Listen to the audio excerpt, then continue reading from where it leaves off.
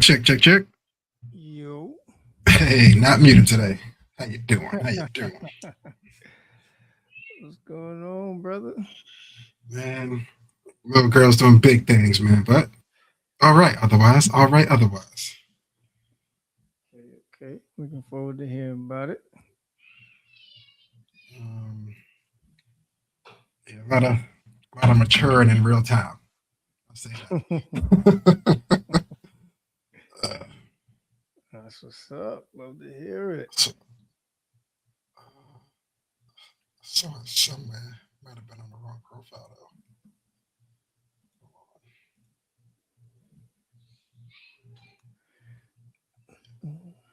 Trying to share the story. I thought I saw something, but that was under the main joint. Okay. I get them next week.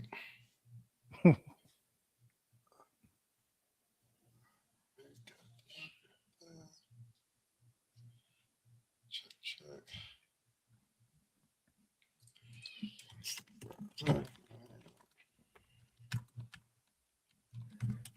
Give it a little time. Let some people join in. This morning was cold as hell. I looked at the Alexa on the wake up. I was like, 8 degrees. I was like, God damn. I said, it's cold, cold. Oh yeah. When the weather when the weather drop below 10, you start counting the PTO days. It's like, yeah, it might be time to just utilize one of those. That's a fact. That's a fact, man. And the wind, that just should take it down a whole nother 5. You cut that wrong corner, breeze hit you in the face. It's like, yeah, nasty work, nasty work. But it's winter though. Like, I stay complaining about the cold in the dead middle of winter. Like, it's not your first one, bro. It's like you had about 40 days on a low ski. You gotta man up, zip that coat up. You know what I'm saying? Get a new scarf or something. It's true. It's I think at least for me, man, with age, it feels like it hit different now because You do. at least before, like you was like bundled up like an Eskimo walking through that shit, and it was just like, all right, whatever, it's cold, you'll get through it. Mm-hmm. Now it's combined with some sort of knee pain, hip pain, what I mean, something going on where you just kind of like, all right, what the hell is going on? So it's So different. it's all faded in real time, man, and it's sad, sad shit. Yes, sir. Yes, sir, indeed. Um, I don't know what's going on the IG side. Look like is it frozen to you on your side or probably just my connection? Let's move it on that side. All right, so it's The, me. the mobile version of it is doing it. Do a quick check, check. All right. All right, so it's cool. At least it's probably just me, man. All right, well, hey, listen, we here, man. It's Wednesday, man. Always great to be here with you, brother. Shout out to everybody joining from Facebook, YouTube, Twitch, X, and IG, man. We appreciate y'all. We are FCP, Freedom Cage Podcast. I am Senor Lee, and this is my man, Ken Kapnick. Outside, TikTok pending, TikTok pending. You're almost there. Oh, man. Think I found a glitch in the matrix. Think I found a glitch in the matrix, but I'll let you know. Awesome. Can't wait. Can't wait. They looking for us too now. We found our way in the algorithm over the last couple of weeks. So You know what I mean? I think that's that's a what they fact. needed. We needed that boost from last week. You know what I'm saying? They That's kept it. looking at us saying, "Now your numbers is low. Come back." It's like, but I Hmm. wore my good shoes. They said, "No, no, get to the back of the line." I was like, All right, man. Well, shit. We are midway through January, or at least towards the end of January at this point. But as we always do every Wednesday, brother, how are you? uninformed.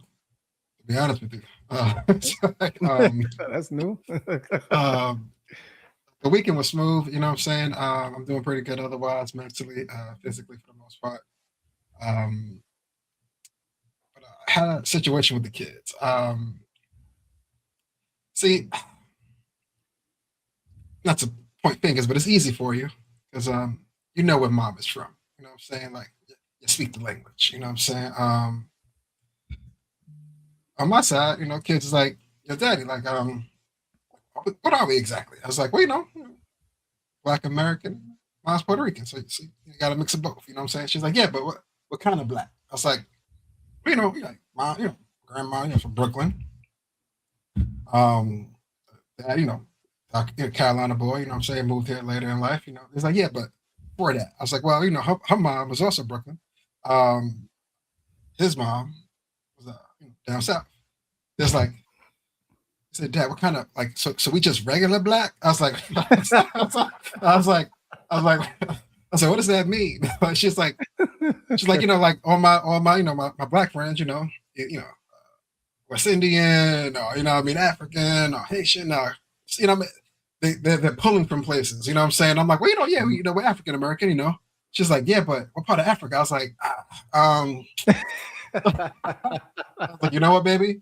Let's just take a pause on a regular black for now. I'm gonna stay here, but I'm gonna get some research done and I'm gonna talk to you. You know what I'm saying? So reached out to Pops earlier. I was like, yo, Pops. I told him this whole little spiel right here, this whole regular black thing, Man, I was laughing for like 3 straight minutes. As soon as he stopped, I saw him wiping the tears through the phone. I'm like, he's like, all right. He says, my great grandfather was born in Jamaica. Then his son, my great grandfather, moved out to North Carolina, and then we started to migrate up towards New York. I was like, oh, I was like, Jamaica? Yeah. Not that I was offended or nothing, but I was unaware. You know what I'm saying? But Jamaica wasn't, I wasn't, it wasn't at the top of the list. But I was just like, yeah. So if they ask, I have something to say, kind of. You know what I'm saying? So, yeah, man, uninformed, but now informed. But outside of that, man, the week was good, brother. The week was good. How about you, brother? How you doing? Like, do you know your lineage? First off, do you know your lineage?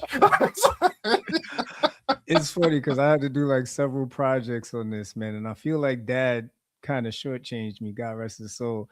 He just the most he told me was like North Carolina. That was about it. Yeah, other than that, he had nothing. and it just kind of stopped. I stopped asking questions. They stopped giving answers. It was like a mutual. All right, cool.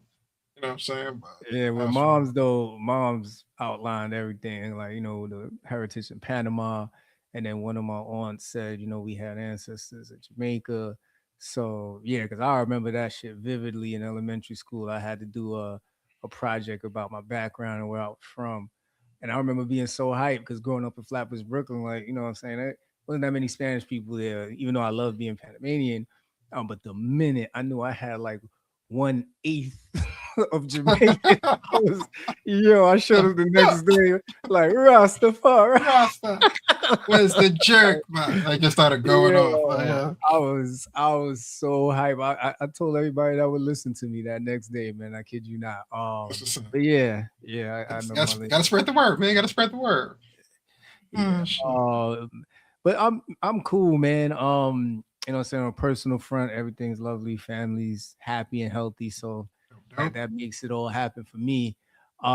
Professionally, man, I just laugh these days and the check clears and then I keep it pushing. Yeah, that's about it, man. I won't even dwell on it too much. But overall, I'm good, man. I'm happy, man. Happy to be here. Happy to recap this weekend because a lot happened. How's the weekend, brother? How's the weekend? I didn't get back to you. How's the weekend? Man. So first of all, shout out to Chef Cheryl. She threw an amazing birthday party for her daughter Jordan. It was at the One Boutique Hotel Lounge out in Queens. Really dope spot. As always, Cheryl Dog. She got the food going. Everybody's happy. You already know. All that good stuff, right? So she had a nice little open bar situation going on. So the wife was like, "Let me get that Henny and ginger ale." Now, for everybody out there, we know at this point in our in our grown-up selves, right? At this big age, Henny plus ginger ale equal bad decisions, right? Yeah. So we decided to head back to, shout out Denise. We decided to head back to Denise's crib after the fact. And remind you, it snowed. You know what I mean? So there's a decent amount of snow out in Jersey. So you know what I'm saying? Like, it's a nice little coat, right?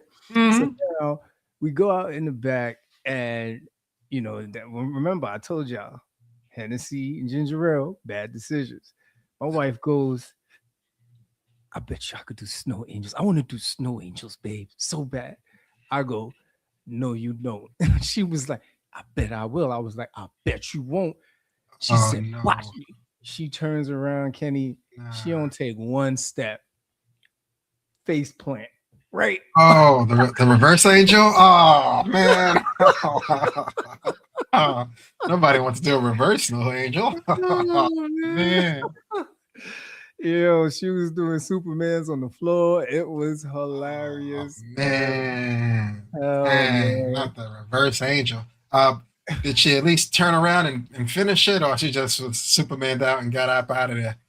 Nah. At that point, she just wanted to get up. But It was recovery activated, right? it was hilarious, man. So we get her up off the floor, but mind you, there's snow. So now we're trying to pull her. She's laughing and she's sliding towards us. I'm like, come on, like you gotta use your knees. Engage your core. Like we ain't just picking your ass up. Like you got to be a part of this. Dead weight. She's like, come get me. Come get me. Yeah, I'm telling you, man. That's funny. Listen, I love him, man. I love my wife. I'm telling you, I don't need Netflix. I don't need no streaming, nothing. I just watch her live, bro, and it is 24/7 entertainment. You never know what you're gonna get. Can't beat it. You never know what you're price of admission is free $99, so you can't really no subscription. You know what I'm saying? Might have to pay some gas money, but hey, man, it's part of the package. You know what I'm saying? Can't beat it. Can't beat it, man. Can't beat it. Shouts to her, man. Shouts to her. Keeping you young mentally, at least. You can't stop the physical. So keeping you young mentally, brother. That's what's up. That's what's up. Shouts to Shay, man. Shouts to Shay. Man. When last time you jumped in the snow? Man, never. Like we're talking about, I'm lying, never. We're talking probably 96 storm. 1900s. Okay. Okay. I see the vibes. Got that frostbite like a mofo. I was crying, man. I couldn't feel these bad boys. You said yours blue too? It was like, nah, brother. It was like, shit. I was like, Mom, they hurt. She was like, that's what you get. I was like, when are they gonna stop? When are they gonna stop? Yeah. Hot water hurt, cold water hurt. Yeah, you can't even fix it. You just gotta wait it out. That's pain. That's real pain.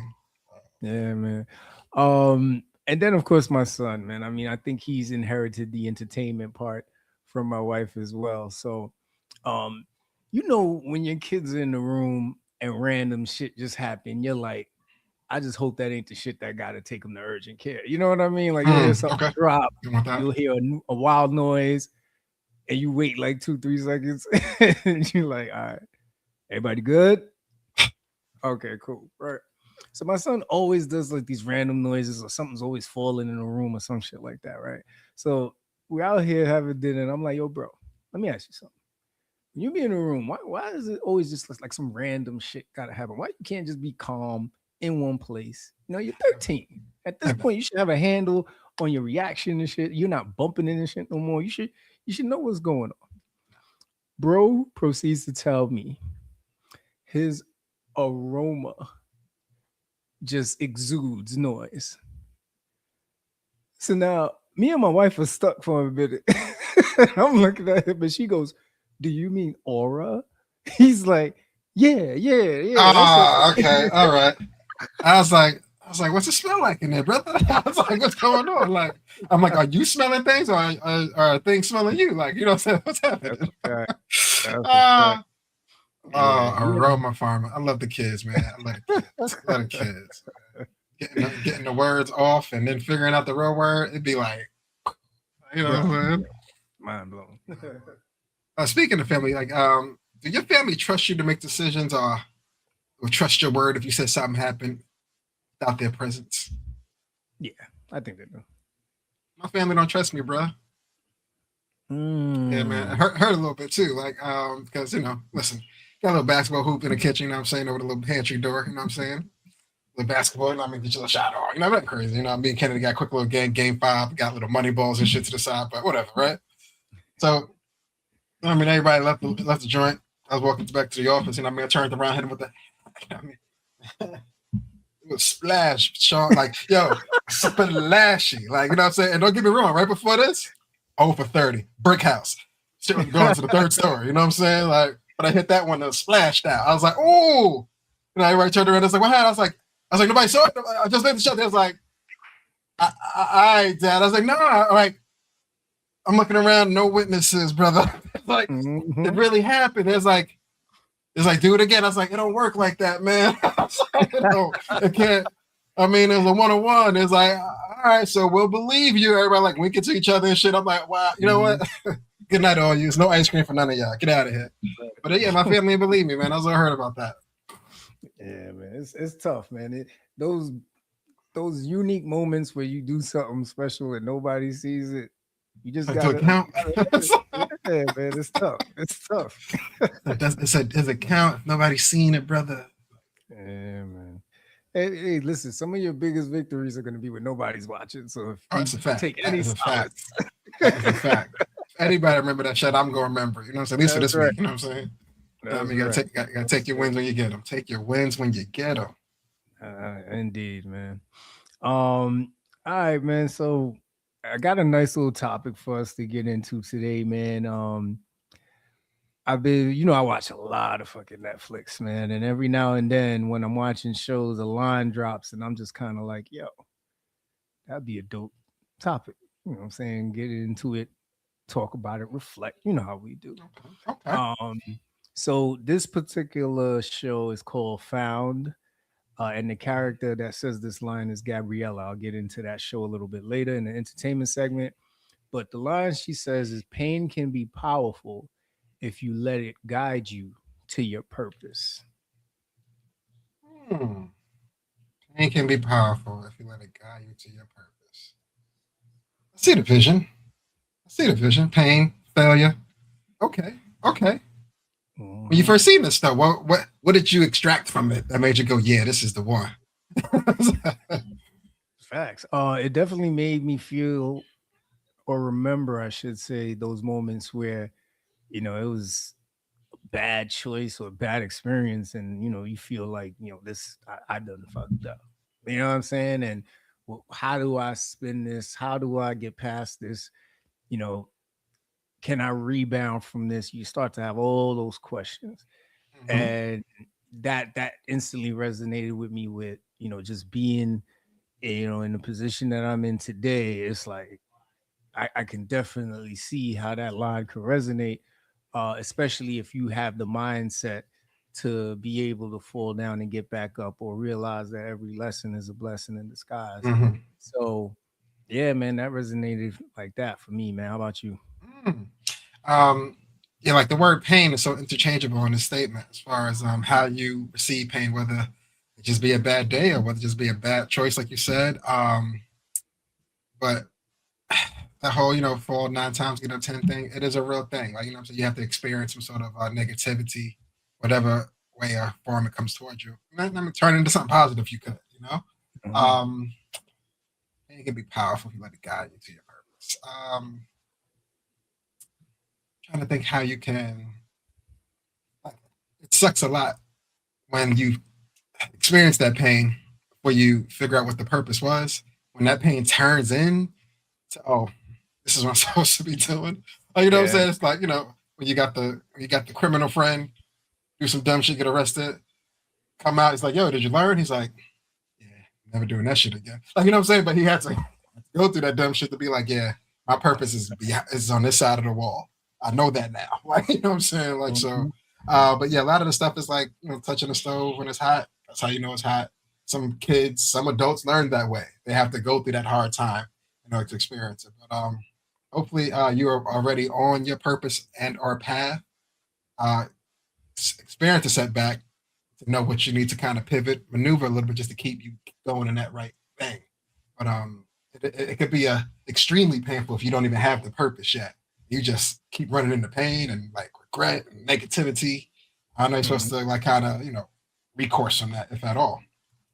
So, Yeah, tricky. and I think that's important, like how you turn that into, how you turn that pain into purpose, and going back to the mindset, right? Like some people may look at pain as the enemy, or they might use pain as a crutch, right? Every time something doesn't work, they lean on that pain and say, "Oh, this doesn't work because I didn't have this person in my life, or I had to go through this when I grew up, and or it's not fair because it's favoritism or nepotism. Not to say those things don't show up in some areas, but I do see a lot of people lean on their pain as a crutch instead of really turning it, as or using it as a guide into their purpose.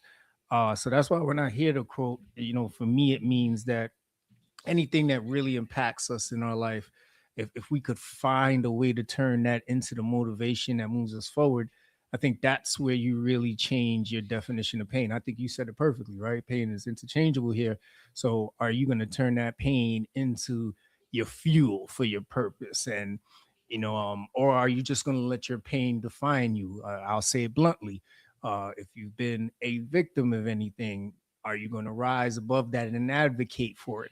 If you didn't grow up with both family members, if you grew up in poverty, are you going to let that define your outcome if you have the means or the willpower to, get out of that situation and turn it into something? And we've seen plenty of stories of people who have found a way, who have paved the way and created blueprints for those to follow.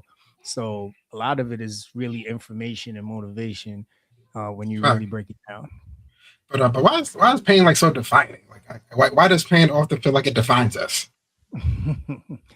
I think sometimes it's easy to resort back to what hurt you Mhm. rather than coming up with a solution to move forward.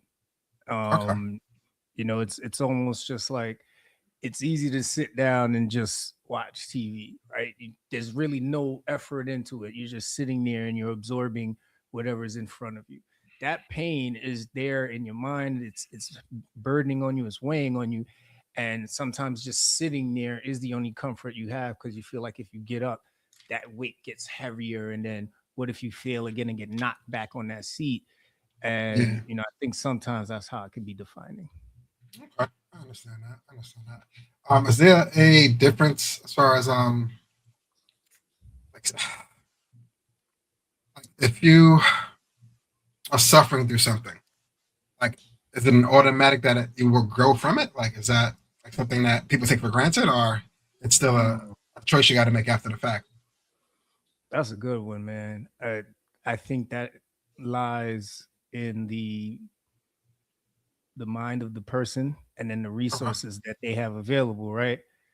Okay. Unfortunately, there are people who are starving in this world, and if nobody provides the resources for them to eat, for them to find a way to, you know, put food on the table, then I, I don't know what kind of growth they're going to have the ability to Mhm. get.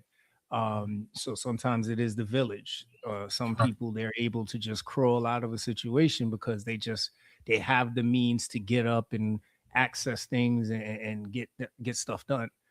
But in Sure. reality, some people really don't. And that's why, for those who have an abundance of resources or who advocate for those who are probably in worse situations than they were, that's important, right? Those people that go back to their home, their native countries to build schools and, Mhm. grow farms and stuff like that. Like, that's very important for providing resources for those who are suffering and without no help probably won't have a Mhm. chance to grow, man. That's a good one. Yeah, because like without, not that without the resources it's impossible, but it is an uphill climb if you don't have said resources. Yeah. It's very, very more so man in the mirror kind of thing when you don't have any resources or you don't have the village, like you were saying, to kind of pick Yeah. you up by your bootstraps and get to where you want to go. That's a good point, Yeah. brother. Good point. What's up? Yeah. Okay. How do you feel about the phrase letting the pain guide you? Like, what does it actually look like to let the pain guide you? When you say it that way, as far as letting the pain guide you, it sounds like you experience the pain and you are continuing, or you're on the path to continue that pain for a little bit longer just to get to that end game. Like I put that like way back 1900 days as far as like, football practice or hell week. You know what I'm saying? Like running up the Mhm. hills, doing crabs and shit. Like, nobody want to do this shit. Like, you know what I'm saying? Like, you know what I'm saying? It's August, it's hot. Season will start for another 3, 4 weeks. It's like, I ain't doing this, but, coach yelling at you and all that stuff in the background. You don't get it until it's the second quarter of the game. You know what I'm saying? Like, so that kind of pain is the only way I can kind of relate to that line as far as, or even you might be able to relate as far as like gym work and just pushing yourself a little further and further every day. You know what I'm saying? Well, you was able to lift X one day, but gotta do X plus the day after that, then X plus the day after that. You know what I'm saying? Like it's a painful thing, but fruits in the pudding. You know what I'm saying? So it's going to come to fruition. It's gonna help itself. You know what I'm saying? But that's a purposeful pain, if that makes any sense. You know what I'm saying? You are putting yourself through a certain amount of pain to get to that finish line. You know what I'm saying? So I think that's the only way you can really let pain guide you, as far as having like a regimen and increasing on that pain in order to better yourself. Yeah, for me, it's almost on the sense of losing someone. Um, I know we had talked about dealing with grief a while back, and it's interesting how they tell you to move on. And I remember watching a TED talk where the lady talked about moving with that pain, because I think one of the best blessings anybody can get in life, even if you've lost that person, is someone who loved and cared for you, whether it be a loved one that was like a parent, or a spouse, boyfriend, whatever, best friend. Um, and then that pain, like, what do you do after losing that person? Do you love again? Do you feel like you can be close to people? Because Mhm. eventually you may lose them too. And that, when I think of this, how do you let pain guide you? You move with the remembrance that love is amazing. Having good people in your life is amazing.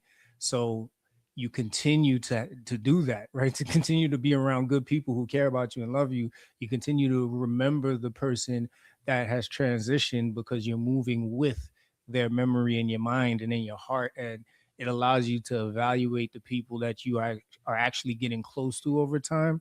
So Mhm. yeah, when you say moving with pain, that's what resonates for me, man. That makes sense. Moving, like, it's hard. You can't forget about it. You know what I'm saying? It's always going to be there, but moving with it, not not as a burden, but as a force. You know what I'm saying? Mm, Just let it take you to where you got to go. I feel you. I feel you. yeah. Do you have any personal examples or any maybe external examples of pain turning into purpose in like real time? Absolutely. I would say my professional journey. I remember um, working in a particular organization where people who were in higher positions really looked down on you like you were nothing, just Mhm. because you didn't have the same title as them, you didn't have the same credentials as them. And I always looked at that like, okay, so I already understand that there's a hierarchy here, there's a game that needs to be played. And unless I play it the right way and figure things out and make connections, this may be the rest of my life. And I know some friends who are still in that place in the organization, and for me, I couldn't take it. Like, and it was like, I can't go Brooklyn on them, I'll lose my job. So once, I latched on to the right mentors, and I'll never forget the first meeting I was in when I sat across from some of the same people who used to say some things and look at me a certain way. And they'll be like, oh, yeah, I remember Sean when he was over here. And it's like, yeah, I remember you too. You know what I'm I saying? said, I I ain't remember forgetting you either. too. I ain't forgetting either, my brother. You know what So, I'm saying? And a lot has changed since then. So yeah, that's an example for me. What about you? uh, it's probably like a personal slash professional as far as like just trying to get these exams. One in Mm, particular that was kicking my ass. Study. Get there, you feel like you got it all. Come up short. It's a kicking it, and then you know what? So you know what I'm saying? But it's like you got a choice to make as far as I know. Luckily though, I am on a path. You know what I'm saying? So I do have a purpose at the end game, but taking it one step back to go two steps forward. Gotta wait 60 days where you take it again, and being able to get over that hump the next time, it's a blessing, you know what I'm saying? But man, it's painful at the very end of the test when you kind of a little bit anxiety running, and he's like, "You want your score right now?" You be like, "Yeah, let me see, let me see." You know what I mean? You got your eyes closed and shit, and you're like peeking and yeah. like, "Hey," you know what I'm saying? But I mean, those first few peaks, bad news, you know what I'm saying? But taking that pain and turning it into that's a very personal example as far as pushing me a little further, studying a little bit harder, you know what I'm saying? Trying different routes to get to the goal that I want, so that's my prime. That's my prime. That's where I'm at right now with that shit. Can't hold you. So, well, we pulling for you, brother, every day. Man, listen. Every day. Man, listen. So many plans. You know what I mean? But yeah, it's on the way. Yeah. Um, so And I know we have some people joining in, man. Shout out to everybody joining on Facebook, YouTube, Twitch, X, and IG, man. We got only Mrs. Lee and SKL in the building. What's up, A Dub? Happy belated, my dude. Getting old, brother. Yo, um, when pain feels overwhelming, what if someone is in pain right now and can't see the purpose yet? You got any advice for them? Prayer. There's an old saying I seen. It's where you see it in a few family member bathrooms where it's like, I'm gonna fuck the quote up. I know I am, but as far as you feel like you needing God or Jesus at a certain point in your life, you see two steps of footsteps in the sand. Then there was just one footstep. It's like, see, I was here by myself. It's like, brother, it's not even your footsteps, my man. I'm carrying you. You know what I'm saying? I think prayer is the only thing that can really get you out of it, because there's no other thing that could pull you out of it outside of you believing that there is a higher power to do so. If you really feel that down in the dirt about it, you know what I'm saying? And I'm not a very spiritual dude. I'm an easy pass Catholic, so to speak. You know what I'm saying? I had the fast route. I had to do that for marriage. But it's like when there is nothing else you can lean on, that is one thing you always can lean on. You know what I'm saying? And it's just, believing that it will be a better day, it will be a better time frame, a better space, a better moment that you just have to survive to get to in order to see it. You know what I'm saying? So that's the only advice I can really give, because not that anything else is kind of bullshit, you know what I'm saying? Because everybody else goes through a ton of different things, and I'm no expert in whatever somebody may be going through specifically. But as far as a broad version of it, praying to your higher power and just waiting for the next day to come, and hopefully it's better than the day it was before. You know what I'm saying? But you got to take that first step. How about you? I agree, man. Only thing I'll add to that, man, is if you woke up this morning, you was able to get out of bed, brush your teeth, make some coffee or tea, whatever you do, talk to your favorite person, you halfway there.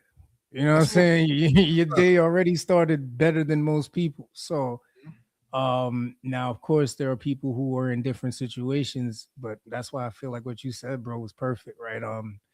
You know, whether you're spiritual or you're not, everything starts with your faith, and whatever it is that carries you through the day, and then what you do with that faith, right?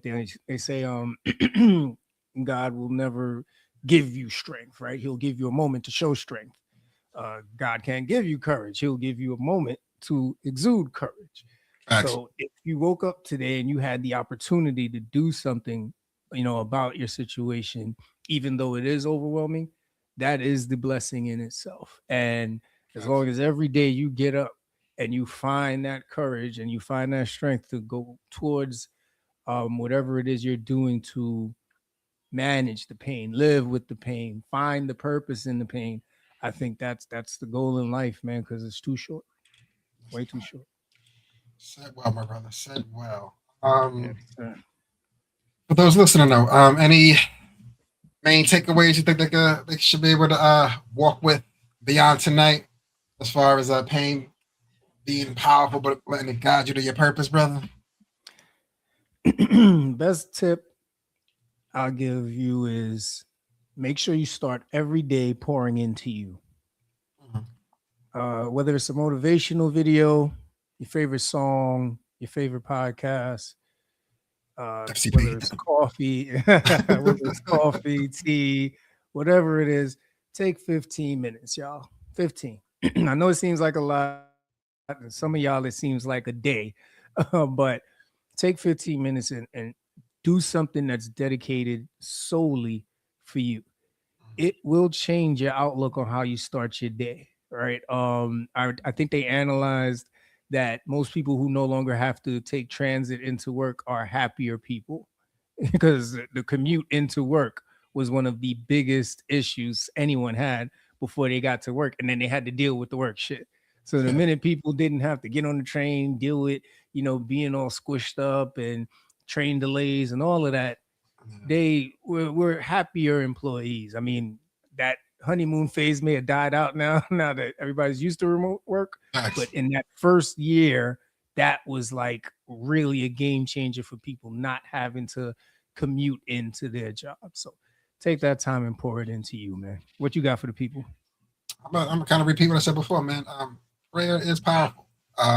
So if you're on some sort of pain that you can't quite pinpoint, not sure where it's coming from, I think prayer will guide you in a way towards that purpose to get it away from it or chase through that pain to get there to your finish line. You know what I'm saying? But prayer works on everything, essentially. You know what I'm saying? Outside of bills.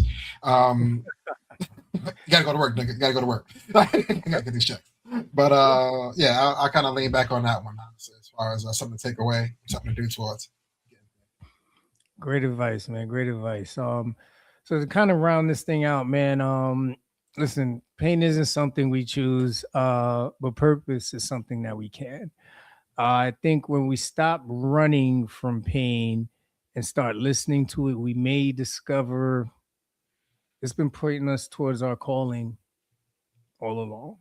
So hopefully you found this conversation engaging. Feel free once we clip this up to share it with other people. We're always looking to get opinions about how people are dealing with pain because it's one of those things we never want to talk about, right? Nobody comes up to you and asks you how you're doing, and you say, "I'm dealing with a lot of pain." You know what I mean? Like it's like, I'm like, is it the knees? Is it in the heart? Like, where you at, man? Give me a clue. Yeah. Yeah, I think, and I can only speak for myself. Most of the time, you just want to say you're good, just because you don't want to talk about everything that you're going through. But if you can find that safe space, that person or that community that's willing to sit down and engage in that conversation with you, man, do it. It's very helpful. It's good for the soul, man, and we Absolutely. all need some good soul cleansing every now and then. Absolutely. Ginseng turmeric, man. It's okay. Get it done. Get it done. Get it done. That's it. All right, man. Anything before we swing over the entertainment segment? No, that was a good one, bro. All right. So listen, me and the missus been very busy. A lot of free time. Whoa. This is a family show.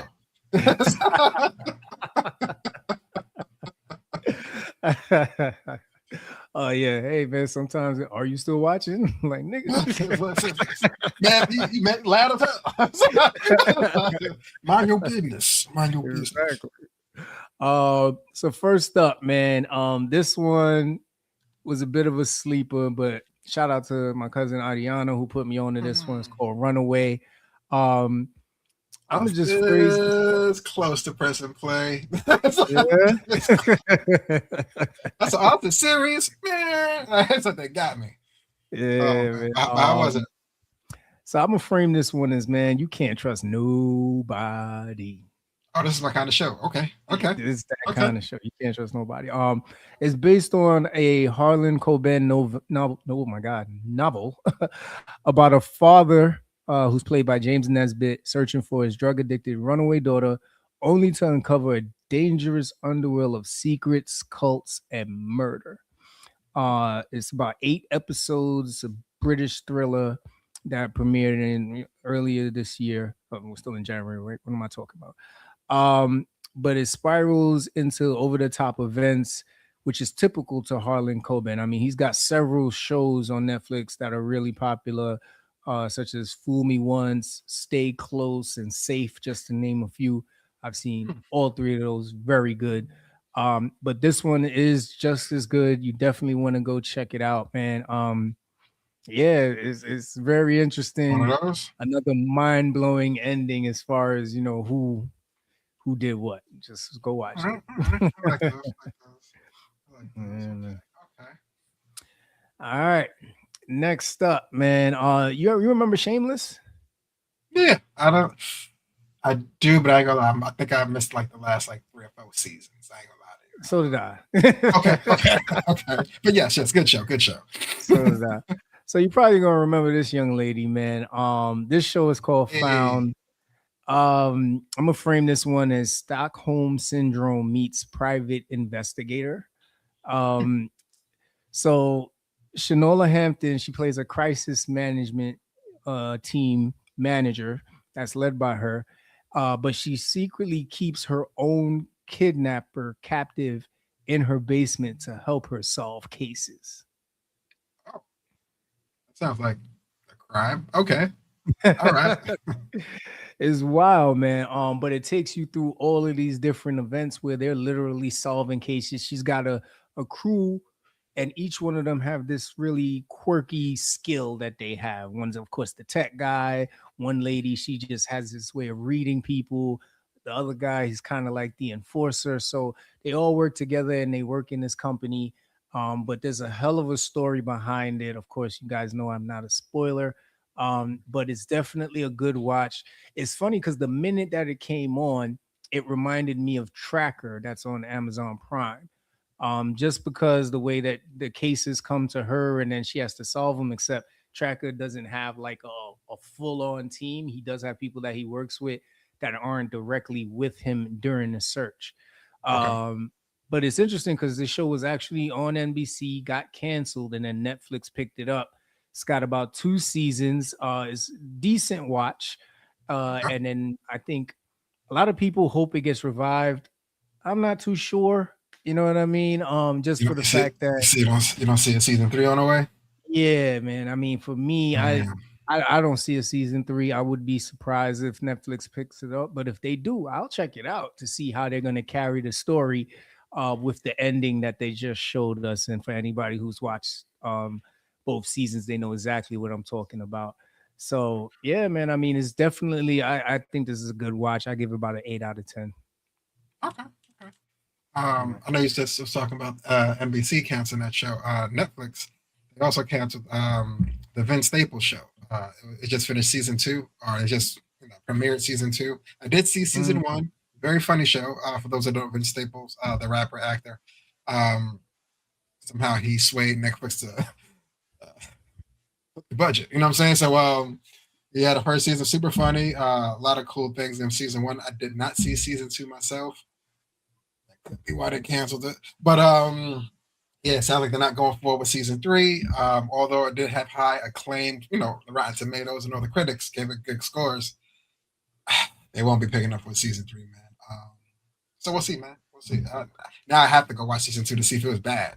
Because if it was bad, it's like this is why. Yeah. You know what I'm saying? But it be like that. Be like that. Yeah, that'll tell you everything you need to know, man. Facts. But if you remember last week, we talked about Tiana Taylor and her amazing Golden Globe win. Facts. So Tiana was actually in another really good film that ended up on Netflix called The Rip, starring Matt Damon and Ben Affleck. Now, Actually caught this one. anybody okay, so anybody who knows these two know that they deliver, man. I mean, these guys, when it comes to, I mean, barring Daredevil, right? We're gonna exclude Daredevil from Ben Affleck's resume, but these two really, really are good when it comes to the movies. This is a crime thriller. Uh, they are Miami police partners. The plot centers on their team discovering a massive stash of cash, which triggers internal conflict, distrust, and a hunt for a mole. The story is loosely based on a real life 2016 drug bust in which a Miami Dade officer found millions of dollars hidden in buckets. Man, what'd you think? Talk about not trusting nobody. Like you said in the other show, I wasn't trusting nobody after a while. I'm like, yo, all these niggas is liars. I'm like, even the homeowner, like the girl, I'm like, I don't know, man. I think she had something, you know what I'm saying? But it was a cool spin at the end there. But it was a good movie. A lot of action. Had a little bit of a heat scene as far as the gun action on one of them joints. You know what I'm saying? I was all in, I had to turn the TV down. I was like, they're gonna think some shit going on outside. You know what I mean? But it was a good movie. Decent plot as far as how it went. Like you said, Matt Damon. I ain't gonna lie, I got a hate love relationship with Matt Damon. Ever since like Interstellar and what he did on that shit, he just fucked the crew. You know what I mean? That's another time for another day. But yeah, Matt usually brings it home. And like I said, Ben Affleck, more hits than misses, of course. No pun intended, as far as the whole J-Lo thing. Miss that miss. But it was decent. It was decent. But I ain't gonna lie, I thought I won't be spoiled, but I thought Matt was him, man. I ain't gonna lie to you. I thought it was him. I ain't gonna lie. I ain't gonna lie. I ain't gonna lie to you. Yeah. The funny thing, you mentioned the gun scene. I was just there, like, I don't know what they got out there, but y'all better stay inside because that shit was like It fireworks out there. I was like, was oh hell no. There's word. no way everybody makes it out of here, but I'll let y'all find out what actually Wow. happened. Wow. That was wild. But we're watching a movie like this, man. Money changes people. And if you were in a situation where your job is to essentially protect or find, like, it involves obtaining things of significant value and then bringing them to someone else. Mhm. Do you feel like there's got to be, so, like, does everybody have a price when it comes to something like that? I can see people's like if a number has to be put somewhere, it may be a number. You know what I mean? But I can't put that on everybody. You know what I'm saying? I mean, loyal to the soil, so to speak. You know what I'm saying? If it's the job, it's the gig, and like these niggas are tracking everything on these cameras and shit. I wouldn't even trust it. You know what I'm saying? Like it would have to be like it have to be like the rip kind of situation. Like, you know what I'm saying? It has to be a lot of us on the same, not even the same book, not even the same chapter, not even the same page. Nigga, we are all reading the same word at the same time, going at the same speed. You know what I'm saying? Like, if it ain't one of them close knit situations, I wouldn't even try it. But I guess there is a price if you go high, depending on what it is. But hopefully, some people stay loyal to the situation, Yeah, man. Yeah. man. You got a number? You got a number? Nah, man. I Ah, think my integrity is just, it's too high, man. 1 billion. 1 billion. I just, my karma, like, I would think about my karma too much, man. He said, Like my I feel mom. weird spending the money, man. Yeah, yeah. Like fuck around and trip in the shower, and you know what I mean? Like, Like, what you mean it yeah, let out? Yeah, it was nasty, man. It was nasty. yeah. I feel like it would be Final Destination style after that. Like, I think it has a lot to do with character and sexual awareness. Okay. There's some people that just don't have that in their character, no matter how valuable, how much is at stake. You know what I'm saying? They will not do it just because it's not in them. But I feel like, there are some people that are in some dire situations that, if it really came down to it, and to your point, everybody was on the same page, everybody making sure that they're gonna be smart after they get this money. Man, It could go down, man. It could go down. But yeah, I can't do it, man. I ain't got it in me. I had that. Yeah, man. All right, man. Another Netflix special that had me and the missus just cracking up was Costella Alonso, Upper Classy. Her comedy is hilarious, man. She had a lot of key messages. She almost came in a way where she wanted to make you laugh, but then also give you something to think about. And I think the first one that really stood out for my wife and I was, she talked about stop working so hard and enjoy life. But she made the joke about how her mother worked so hard that when she looked at certain liberties, like the movie theater that they always drove by or walked by, she coveted so much that every time Christella asked her, "Hey, mommy, let's go to the movie," she was like, "No, tomorrow," or "No, another day." Mhm.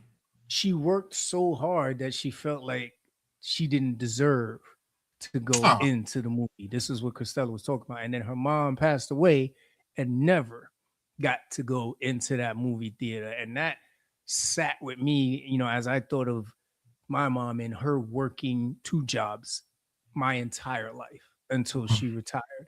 And I can probably think about maybe one or two places that my mom actually went to have fun. Other than that, this lady was always sleeping or working. So that one definitely resonated with me, man. So the message there was like, make sure you enjoy life, because I think, as we all know, especially over the last couple years, they will replace you in a heartbeat, and smile while they do it. That's a fact. That's a fact. I do Yeah. have a beef with you as far as your comedy comedy takes. I caught that. Was it American Boy? Yeah. Listen, man. I was watching this about 30 minutes, and I'm like, I don't think I smiled yet. I was just like, I doesn't know jokes. He started talking about blood. I was just like, you know what? I'm gonna talk to Sean, man. This one ain't doing for me, man. I don't know about this one at all. And Jan was All just right. like, yo, man, hit or miss, man. It's not for everybody. I was like, you're right, you're right. Yeah. Oh man, but I Yeah. was like, when you get geared up to watch some shit, I was like, yeah, I was just like, then the smile started fading. I'm just like, I was just like, God damn it, this is a miss for me. Oh It's all good, man. If anybody has checked out American Boy on Netflix, that comedy special, please let us know what you thought of it. yes. Yeah, man. Hey, listen, interesting perspectives. But definitely go check that out if you haven't. Another message that she talked about was never underestimate the power of a vacation. Christella talks about taking her family on vacation to Hawaii and how they were scared to adjust to the time out of fear that when they got back, they wouldn't make it to work. And then that would be the the end of it, right? They get fired and they can't do anything Yeah. they want. And then she didn't get the satisfaction of knowing that they had fun on the vacation. And we all know that person that they live for the recognition, right? They do a design, or they, they're a baker, or they plan something, and they need to know that everybody enjoyed it, how much they enjoyed it, that they live and thrive off that. And she didn't get that from her family. She did Oh not get that man. from them. And it stuck with her. And then she also talked about being the family planner is exhausting. She's like, "Oh, you thought we just ended up at Applebee's? Like, no, this shit was a mission, There's a man. lot. Like, There's a lot to get here today. That's funny. yeah, man. So if you get a chance, I mean, check out. Hey, let me know how you think of it, man. I got you. I got you. Just want to Um, watch. Just want to watch this. The last one I got here, man. I am a big fan of this show because I'm a big fan of this main actor, man. Billy Bob Thornton, Landman. Show. Have you got a chance to check this show out? Yes, and I believe I am caught up. That was a season finale, right? This last one. Yes, sir. Yeah, yeah, good show. Like the it's really building up for the next season, man. I gotta see how them and Demi do. But what was your thoughts on this one, man? This was a good episode. Yo, I love this episode, man. I think everything leading up to, I'm leading after, him being fired and everything like that. The way he just set things in motion, the way he broke it down to his wife, like, listen, I don't come to you with problems. I come to you when I have solutions to the problems. That shit sat my ass back like, Mm-hmm. okay. You know what I'm Okay. saying? Like, all Tell right, him, boss. Billy. Like, tell him, Billy. Yeah. You know what I'm saying? Like, that's what we're talking about. But there's one particular scene I want to talk about with everybody tonight. And this is I'm framing this one as paid the cost to be the boss here. Um, this is the scene right Mm, after his son is being charged with murder. And he Timothy. walks into this room, right? And you said it, brother. This probably is just one of the most him moments I've seen in a long time on television. He walks into the chief's office to challenge everyone involved with trying to put a murder charge on his son. So background for y'all: his son was going to visit his fiance at the bar that she works at, and he's told she's out in the alley. He goes out in the alley. Some guy's trying to sexually assault her. So of course, like any man that sees another man even so much as staring at his woman, let alone this guy has his woman on the floor. He pulls the guy off and proceeds to ground and pound this dude like he's in a UFC match. Unfortunately, the guy passes away. So now, after spending maybe 5-10 minutes with his girl, asking her about how everything went, they really try to put him in a room and talk about, well, how many times did you hit him? Why did you have to hit him so much? You know what I'm saying? The lawyer comes, she pretty much lawyers the fuck out of them. They're all scared. I love her, by the way. Love Yeah, her to death. Love her to yeah. death. So now Billy comes pretty much to just put a fork in these dudes after the Yeah. lawyer did her thing, and pretty much, um, he goes in there and he's pretty much telling them, "Do we really want to put out in the news that some asshole died because he was raping a young woman and her fiance defended her. He's like, I think I know who the public is going to side with. And then Right he on brain. proceeds to threaten them. And then he proceeds to threaten them, stating that this kind of publicity is the type of thing that leads to new chiefs and new district attorneys. So he's pretty much Mm-hmm. telling people you're about to lose your fucking job Mm-hmm. if you This will be your last case, buddy. That's it. And then That's a so fact. it's funny. The chief is looking at him like, yo, listen, man, we haven't decided anything yet, right? We're just assessing the situation. And Tommy goes, I think I just assessed the situation for you. That's just the shit out of this situation. Yeah. I was stuck, bro. I was like, yo, my man said, we're done. Like, this is it. Don't call me later. Don't call me tomorrow. When I leave this room, I need to know we're done. And Tommy got what he wanted, man. Yeah, it wasn't even the end of his day, but his day leading up to this point though. I was just like, yo, this boy is having a day's day. You know, even when he was like kind of poking God on the highway, he's like, what else could you do? And then some shit happened. I was like, ooh, yo. I'd have like, yeah, I don't know what I'm gonna do today. I'm gonna go straight back home. No, this ain't it.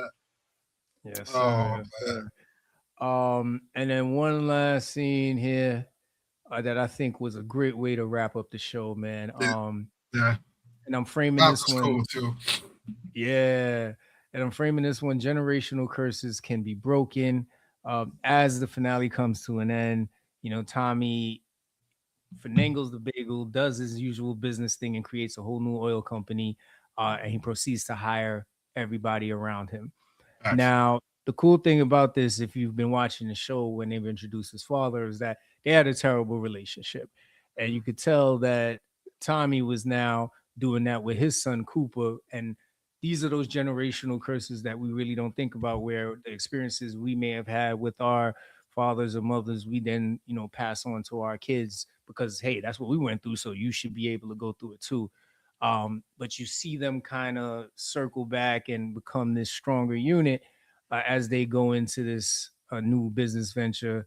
So it was really cool to see that. And the question I do have for you is, you know, what do you think brought this kind of clarity to Tommy towards the end of season 2?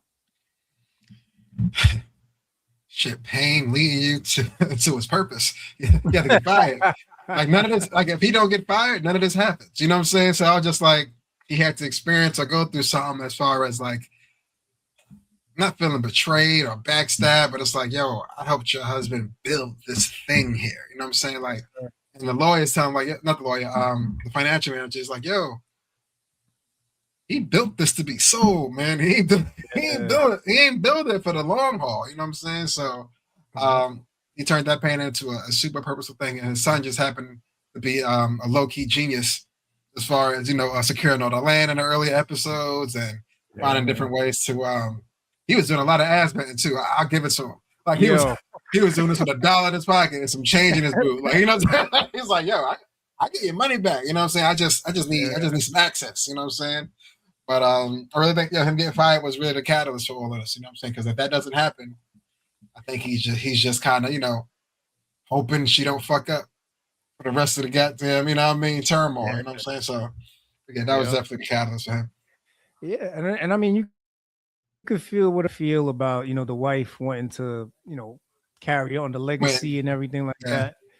I think it's very important when you're new to any type of industry, you need to trust the people that have been in a long time, especially when you've seen them do their best for someone that you love and care about.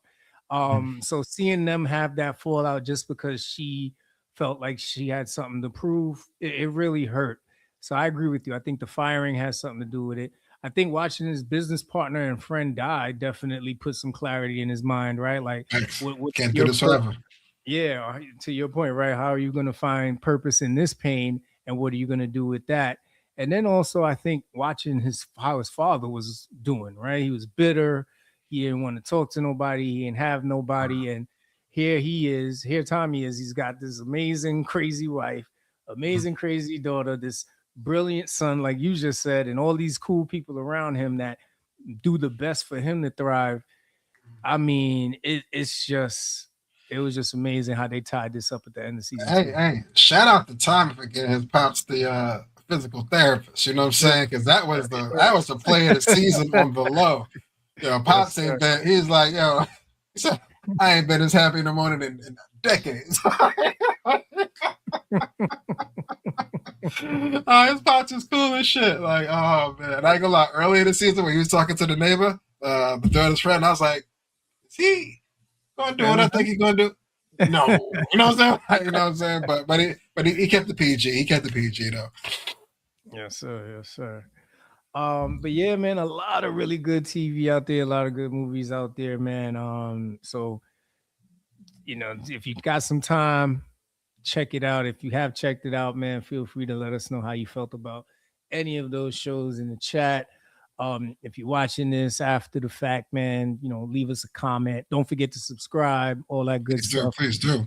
A lot of good entertainment out here, man. Hope y'all are enjoying it. Anything before we head over to Sports Corner? Actually, I do have one other entertainment. Me and the family binge watched the Avatar series because they had the new one that just came out.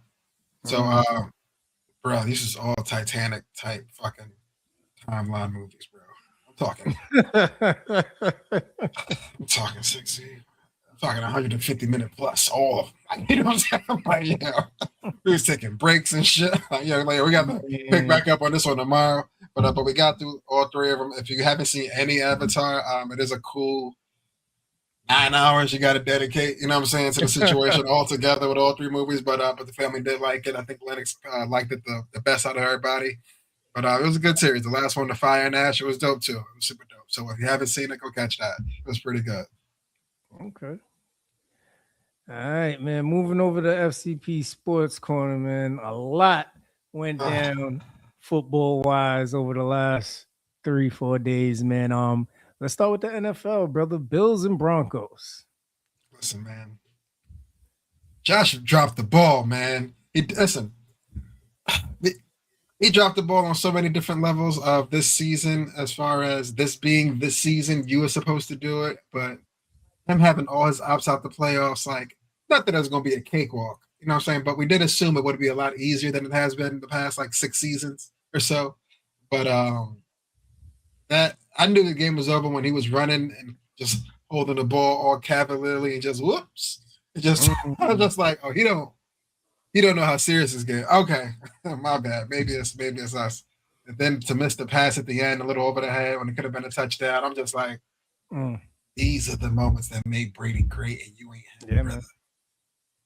Sorry, Hey, Caleb Williams would have made that throw. That Chicago boy, you're gonna get to it, but I don't know, man. It was rough. It was rough. I just at the end though, he's crying and shit. I just felt bad for him. I felt bad for him. Yeah, man. I mean, it's one of those things where it's just like he's always right there. He goes right there. Always. And something just goes away. And me personally, and me and you were texting about this. I still feel like that interception was bullshit.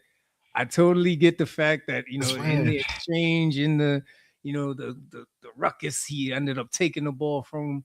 But it was weird. It was weird. If you catch it and you're down, down, right? You know what I'm saying? Yeah. But it was weird. It was super weird. And it's funny, the 15th angle I seen of it, 2 days after, I was like, you know what? I think he was down. You know what I'm saying? You know what I mean? It was weird. Catch 1-2 ground, guy touching me. There's no more play at that point. You know what I'm saying? So it was weird. It was weird, man. Yeah, that one hurt. That one hurt because that play goes down. We're probably seeing the Bills in the AFC Championship. So that one hurt, man. And then of course the random. I mean, of course was hurt for Josh, so I turned off the game. But then you see the random news come up that he broke a bone in his ankle. Or the Denver quarterback, Bo. I didn't even know this happened. I didn't find that out till it was hours after the fact. I'm like, when he break it, I'm like, walk into the locker room? When did this happen? Right. You know what I'm saying? Right. So he's gonna be out next week. The backup is gonna be there, but we'll talk about the championship Sunday games. But I just felt bad for Bo, man. Because number one, you guys did it all season long. You guys All did it. You season. know what I'm saying? And continue to do it. And then this happened. Yeah. It's just weird. Super weird. 100%, man. And then you got 49ers and Seahawks. I don't even know why the 49ers showed up. Like, I could have stayed at the crib for this, bro. They could have just called yo, to this and said, yo, yeah, man, we ain't gonna make this. You know what I'm saying? Like, it yo. was nasty. I only watched the first quarter and a half. I was like, nah, we're going back to Avatar. I'm done with this. Yo. Seahawks wasted no time. You know what I'm saying? Sam did his thing, but Kenneth Walker went off 3 TDs. Yeah, these boys went in. They won in on the Super Bowl appearance. I know Sam Darnold. This I think means the most for him out of anybody on that team, just because of the way he's gone through the NFL, from being a star coming out of USC, I believe, going into the Jets, to now being backups, to then having an opportunity in Minnesota, to then being a backup, to then coming over to the Seahawks. It's crazy, man. It's crazy how you can find pain and purpose in your pain, right? Yeah. He's on a revenge tour, though. I feel him. Yeah. I feel him. I still don't know how the Vikings let him go for the new boy. I was like, boy, he got you 14 wins last year. What the fuck are we talking about? But hey, it is what it is, man. But Patriots versus Texans.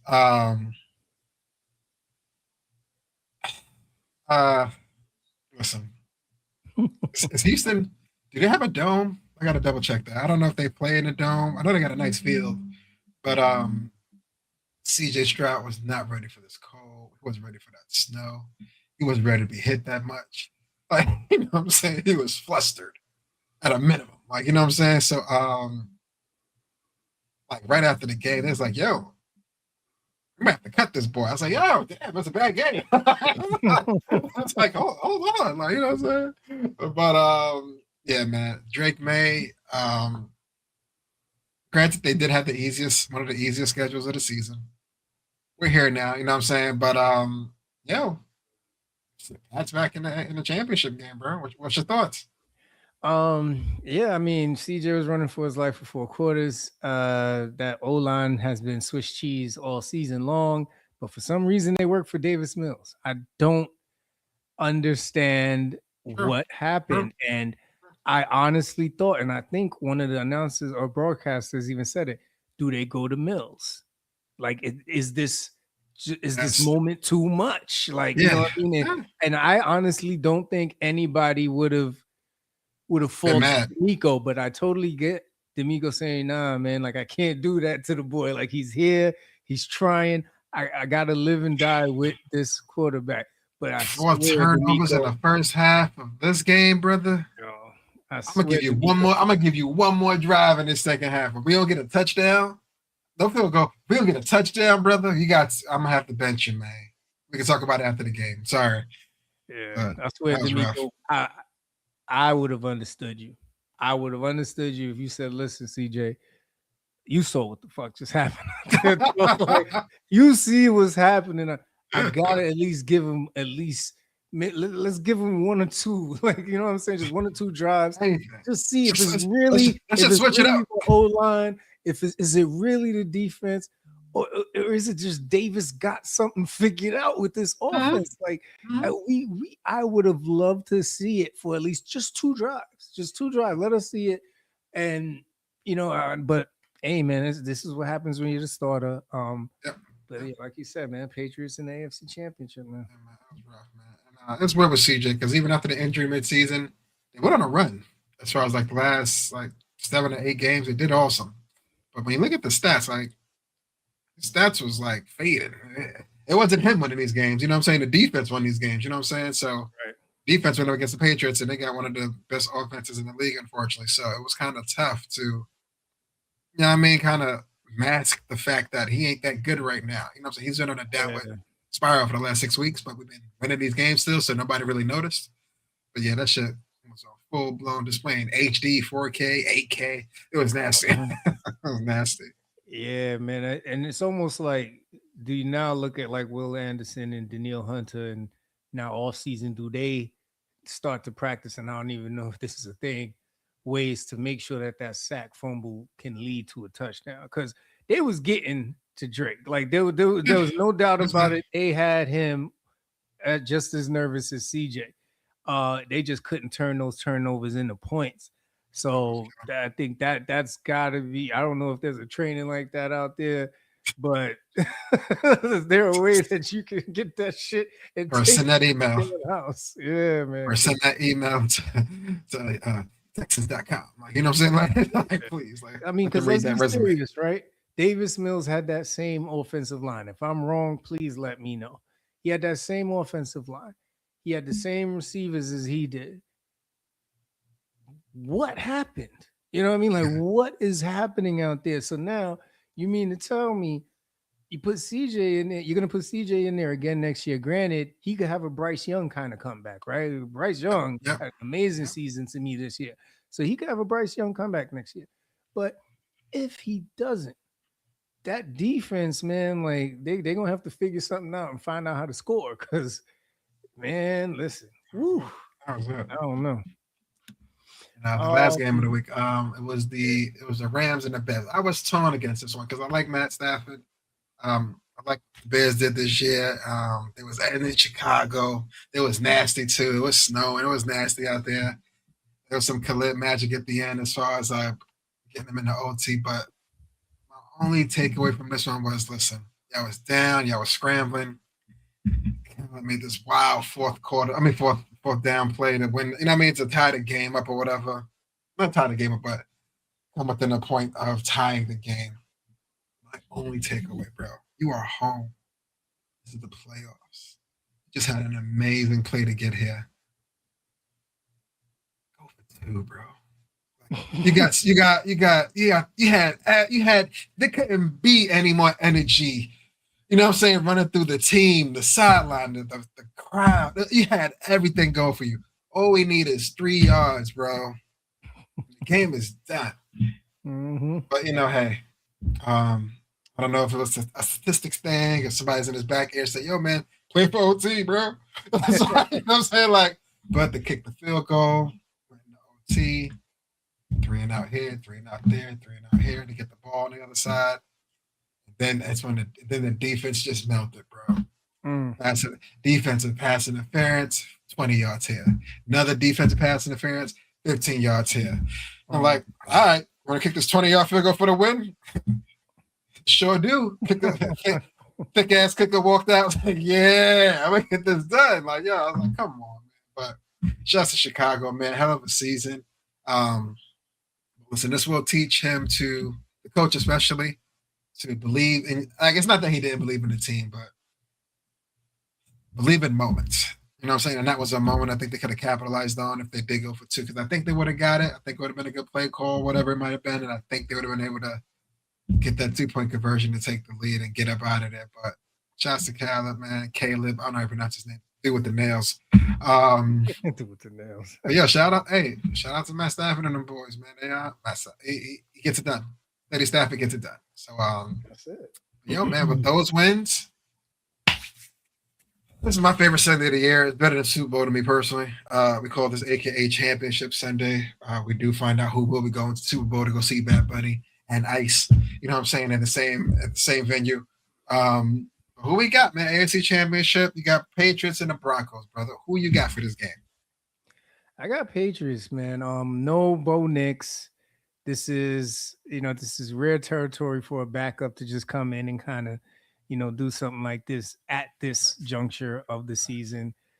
Drake May is thriving. He seems like he's been there before, man. You know what I mean? So, and then he's got a hungry cast with him. You look at Ramondre Stevenson, you look at Stephon Diggs. But then this is scary, man, because you look at Will Campbell, he's a rookie. Then you look at Drake May in his second year, whatever. This is amazing, the crew that they're building right now. You know what I mean? Hunter Henry is still fairly in his prime. So this team is really, really thriving at the right time. And if they can find a way financially to keep these kids together, man, who knows the potential. I got Patriots, bro. What about you? The Patriots are supposed to win this game, right? Granted, they are the away team here. The starting quarterback, throughout the whole season is gone. But listen, I've seen Kurt Warner step in once upon a time and get it done with St. Louis. I've seen Brady come in after the Bledsoe bloodbath, come in and get it done that very same season. It's possible. You know what I'm saying? The Broncos are home, bro. Granted, they are swapping a very big chess piece on the board with the quarterback being gone, but I wouldn't be surprised if the Broncos slipped away and won one at the crib. You know what I'm saying? But the Patriots are supposed to win this game. On paper, granted they're not home, but they are supposed to win this game. That's why I'm leaning Broncos. I want to check the money line. I would say I would go Patriots, but I put my money on the Broncos. You know what I'm saying? You know what I'm saying? All right, man. NFC, man. We got Seahawks, Rams. Where you going with Got it? a couple heavyweight contenders here. The Rams, they keep finding ways to win. But like you said, Sam Darnold doesn't want to lose. So I think it's going to be a title fight. It might come down to the last. I think it's really going to come down to who has the ball last. Because I don't know. I can't outright pick a winner because they're both good at what they do on both sides of the ball and on defense. It might be a bullshit special teams play that gets the win or some wild shit, but hopefully it's a high scoring game. But at the end, I'll go Rams. I'll go Rams. Fuck it. Oh, Rams. All right. I'll take Seahawks. I'll take Seahawks, man. I think Sam is out for revenge. I think Jackson Smith and Jigba. I mean, these teams are very familiar with each other. That's the cool part about this, right? And Sam remembers what this team did to them. So I think Sam knows that the last game, even though he won it, this is the one that matters. This is the one that means everything, and he has to show up in this one. So I like Seahawks. I think Jackson Smith and Jigba has an amazing game. Yeah. Puka Nacua, I think we're gonna see two of the best wide receivers in the league right now go at it. And I think whoever has the better game, I think that's the team that wins. For sure. Speaking of keeping the NFL though, like it's a lot of dudes with spots to be filled in the league, man. I don't know. I'm about to put in an application. Like, I know something. Yeah, I know a little something. You know what I mean? Man. Yikes! 25% of the NFL is currently without a head coach. That's crazy. So I mean, the cool part is we know Jim Harbaugh is with the Giants now, right? I think we got that on the next picture. Yeah. And then we got Kevin Stefanski with the Falcons. I have no idea. Which I hate, by the way. Yeah. I didn't get that one. I really didn't get that one. I don't know who this guy is with the Dolphins, but he got a job. He got the job. I've seen him in my life. Yeah. And then Salah, man, he's getting another shot at it. You know what I mean? This was outside of Kevin Stefanski. This was my other weird pick. Your team just got their defense obliterated a week ago. The 49ers couldn't stop water in a bucket. Yeah, they couldn't. Nothing was working out. For you to get a head coaching gig as if like your last game was like monumental, bro. Nah, you got slap. Like, you know what I mean? It wasn't like they won in the last second, hoorah. Like, nah, they were slapping you from the first quarter to the fourth quarter, bro. Like, to see him getting this shot, I was a little befuddled. Yeah, to be honest with you. Between him and Kevin Stefanski going to another black quarterback with a do-rag, I don't know what's gonna happen over there. I don't know what's gonna happen in Atlanta, but I don't know. We'll see, man. Shouts to Harbaugh. I think it embodies at least the persona that they had with Mike Vrabel before he left. I can't even remember the one that they fired. Right? They ain't got his name up here. They make the cut. That guy. Okay. His name is Bottom Right. Yeah, man. So staying on this one right here. Oh, go back up. There we go. So staying on this one right here. So we talked before with Mike Tomlin, right? We said we would like to see him at least like take a year. You know what I mean? Just relax a little bit. I don't want to see Mike no more, man. I want to go see him smiling with his family somewhere. Like I ain't see the boy smile in damn near 20 years, man. Go. I want to go see you laughing, go catching your daughter's college games, man. Just go be the dad and granddad and uncle that you want to go be, brother. You put in a lot of time under the steel curtain, man. Go be great, bro. It's all right, man. It's okay. Yeah. All right. So if you could see out of the coaches outside of Mike Tomlin and the ones who already got jobs, who do you see landing another head coaching job? Probably, if not before the season, maybe next season. Like a head coach job. Yeah.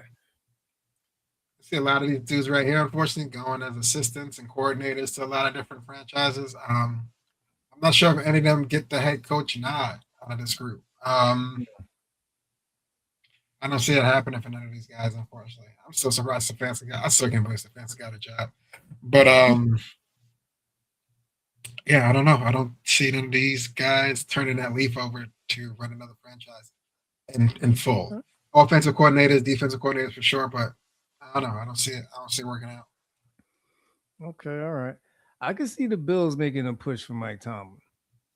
Think so?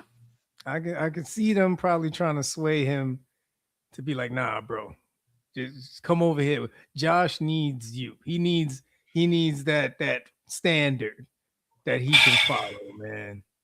I mean, Josh needs somebody that won in the last 5 years. He needs like, you know what I'm saying? He needs somebody that just won recently that can tell him something. You know what I'm saying? It's like, yo, this is what you do, and this is what you don't have to do. Yeah, those guys ain't going nowhere no time soon. That's rough. That's a rough one.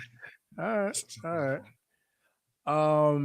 And I know we ain't got a picture, man, but yo, that national championship game, that was something special, boy. I forgot. Yeah. Miami, they had the moment, man. It was right there. I was like, oh shit, this is the drive. Yep. Down 5 at the crib, Heisman nigga on the bench. Oh, this is your boy's moment. That's it. Did he? Yeah, man. I was just like, oh, he's not in your jersey. He's gonna cry on the way home tonight. I felt so bad for Miami fans, but shouts out to Indiana. More shout out to the coach, man. He talked that shit. He went for that touchdown when they didn't think he was or didn't have to. Mm-hmm. But hey man, he put his balls on the table all season long. You know what I'm saying? So shouts to him, man. Indiana being mentioned in the football realm is still so weird to me. I can't figure it out yet. But shouts to them, man. They took care of business in the other crib. Like, you know what I'm saying? So I don't know. Yeah, man. Yeah, I agree, man. Indiana is booming.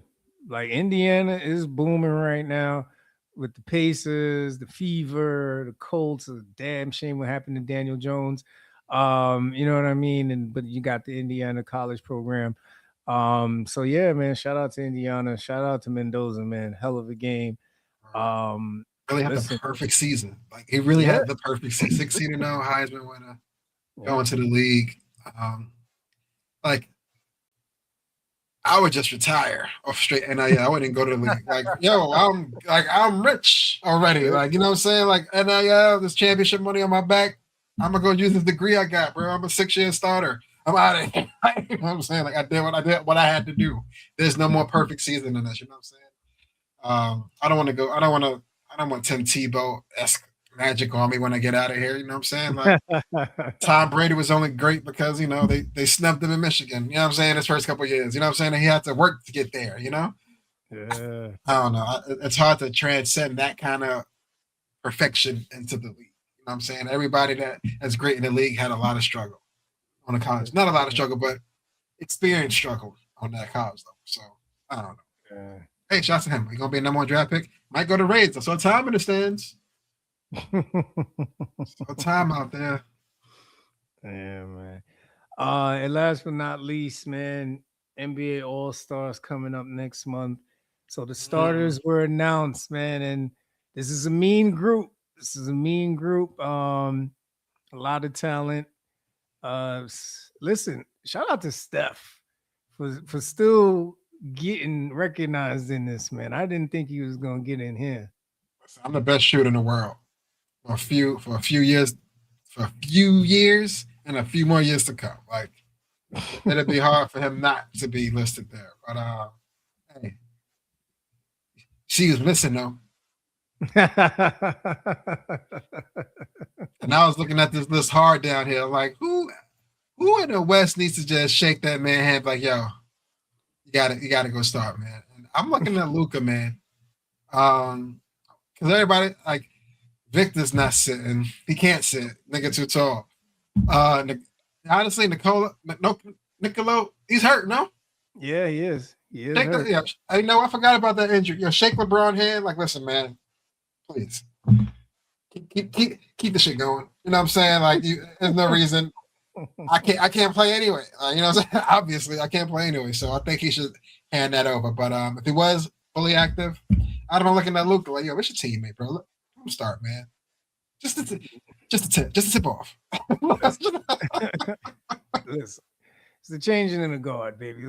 Sometimes longevity doesn't, it has its consequences. At some point, you are not a starter. You know what I mean? It's not a knock on his legacy. It's not. It's just the times, right? Look at this, and I'm pretty sure, like, if we look at who could possibly take Nicola's place, there's another guy that's probably balling in the West right now that could take his place, man. I mean, this is tough. This is tough. I don't know. Like this season, very competitive. Very competitive. And you see they let Jalen in finally because he was getting snubbed for years. Like, you know what I mean? But the only reason Jalen's in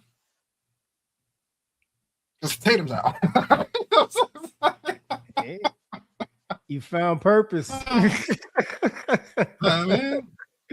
Hey, listen, Jalen's having a tremendous year, man. Listen, this is what next man up looks like. All right, like there's no answer, but he could have easily sat back and be like, "Yo, my man's is hurt. We rebuilding. We experiment. Well, not rebuilding, but we experimenting. I'm gonna just take it easy." Nah, Jalen is coming out every night trying to drop 30 to 40 on your team, and you're gonna have to stop him. You're gonna have to deal with him. So all of these guys on the East Coast are buckets, walking buckets. But the height, man, that's what's got me nervous. The height, the athleticism, that looks like it's with the West right now. When you look at a Shy, Victor, and some of the guys that are gonna be coming off the bench. But I'm here for it, man. Shout out to the first time starters for real. I don't know if they added any new wrinkles to this year All-Star sequence or how they want to do it, but hope it's interesting. Hope it's interesting to say the least. Mm.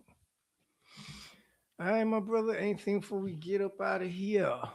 No, I mean it's a good Wednesday. A lot of stuff happened. I'm good, brother. That's all I got for today.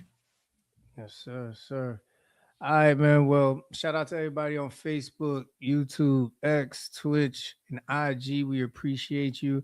Shout out to everybody who hung in with us. A lot of material to cover, but we hope y'all enjoyed it. We are here every Wednesday after 8-ish. Make sure you subscribe, share with your peoples, all that good stuff, man. As we always love to say on here. If you haven't wore them sneakers, if you haven't wore that outfit, fellas, make sure you wear it. Ladies, if you got them nice shoes, you got that lovely dress, make sure you wear it. Tomorrow is not promised. Love yours. We'll see y'all next week. Yes, sir.